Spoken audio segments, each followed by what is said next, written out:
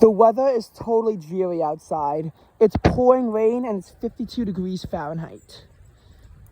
Unfortunately, my house cannot be used as a recording studio for the NBA playoffs. So as a result, I'm still forced to venture outside in these extremely subpar conditions to describe the NBA playoffs. So please make sure you watch this to the end because this was torture making the video. So, there were some big updates as far as the playoffs went. The Los Angeles Lakers were able to defeat the Memphis Grizzlies by a score of 125-85 last night. That's a very impressive margin to win a basketball game by, and the 7 seed has defeated the 2 seed. However, the Sacramento Kings were able to beat the Golden State Warriors and tied up the series. A Game 7 will be forced. This will be the only series in the wild card of the playoffs to go the full distance. And I think it's really cool to see how we have one sweep and one series goes the full distance. And in both cases, it's the 3 seed going up against the 6 seed as to when these anomalies occur. So, very different story between the quality of the 3 and 6 seeds in the Eastern and Western Conference. So, the only basketball playoff game that will be played tomorrow will be this Warriors-Kings game. Actually, I think the Heat-Knicks series starts up tomorrow as well. And I'm not sure, and I think there's a Nuggets-Suns game tonight, the only playoff game tonight. We are in this halo where the second round is starting, but a few first round games, actually only one, still need to be played. And there's a lot on the line for the Kings-Warrior game. The winner of it will have home field advantage, hosting 4 out of the 7 games. They'll host at least the amount, if not more games than the Lakers. And we know this because the Lakers are the 7th seed. So the 3 or 6 seed, no matter who wins it, will have a higher record. Think about it this way. The Buffalo-Kansas City game in the divisional playoffs last year was so contentious because Cincinnati, as the 4 seed, was able to beat the Titans as the 1 seed. As the lowest seed moving on, they could not have hosted the AFC Championship game, so it would have either gone to the Chiefs or the Bills. So there was a lot on the line for that game. It's not common that you have a situation like that, but in some cases, in those kinds of situations, you can in fact have it where the winner will then have the home field advantage. The winner of this game is guaranteed to have a higher position. Honestly, this has just been a major year for upsets across the sports. Basketball, baseball, football. Not so much so football. I mean, when you look at baseball, I was predicting from the end of the season that it would be the Los Angeles Dodgers who wound up winning the World Series. That was my prediction. The Los Angeles Dodgers could not even win in the divisional round against the San Diego Padres. Although the Padres' win over the Mets was not an upset. But the Phillies' win over the Cardinals was, and the Phillies' win over the Braves was, and by the time the two played against each other, it was hard to even say who was the less bad team who somehow managed to fluke the system.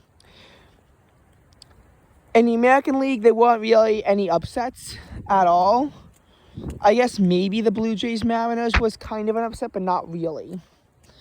And then, when you get to football, there weren't too many upsets, but a lot of people did think that the Los Angeles Chargers would beat the Jacksonville Jaguars, especially if you were watching the game just before halftime when the Chargers led 27-0, but they managed to blow that lead, charging it to a new level, they said.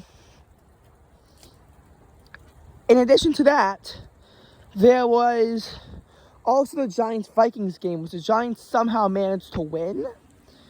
And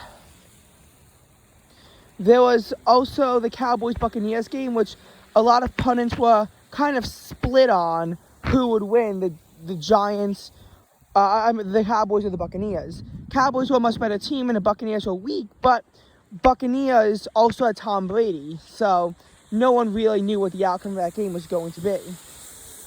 It's also kind of what made forecasting the Bengals-Chiefs winner to be a little bit hard. And of course, the Chiefs-Eagles Super Bowl was also incredibly hard to forecast. That's a good sign of a good game coming up. So,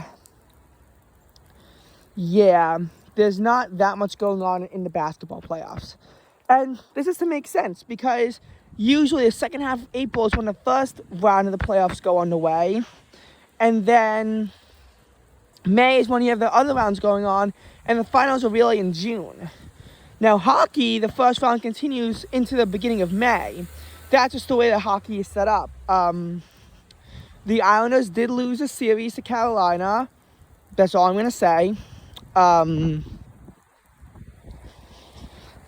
And, basketball upsets. So this basketball year, I feel like everyone knew the Celtics and 76ers would square off, but as far as everything else, I mean, I will say the Knicks was somewhat favored to win over the Cavaliers. It was kind of a little bit split as to the impacts. The Miami Heat was not supposed to beat the Milwaukee Bucks. And heading over to the Western Conference, I'm not going to say the LA Lakers beating the Memphis Grizzlies was a total upset, but it wasn't exactly the most predicted thing to have occurred. And, well, that's really the only upset, unless the Kings beat the Warriors. The Kings were not forecast to beat the Warriors, even though the Kings had a better record. And this is the one that goes the full distance. It's incredible how this works. Anyway, I will stay updated with you as far as the NBA playoffs go. This might slow down if the Philadelphia 76ers get eliminated. I do kind of have to make a video at some point talking about who I think is going to win the Celtics 76ers series. And why I think it's going to be that way. And another video, talking about how the 76ers got so unlucky with their position. Because I think that if the Boston Celtics were in the 1 seed, I think the 76ers would have had a much better chance than the Celtics, who were stuck at the 2 seed. So, very interesting situations. I also want to talk about how the 76ers' lives would be a lot easier if the NBA used reseeding, which we do not. Yeah, there is heavy flooding going on. Heavy flooding.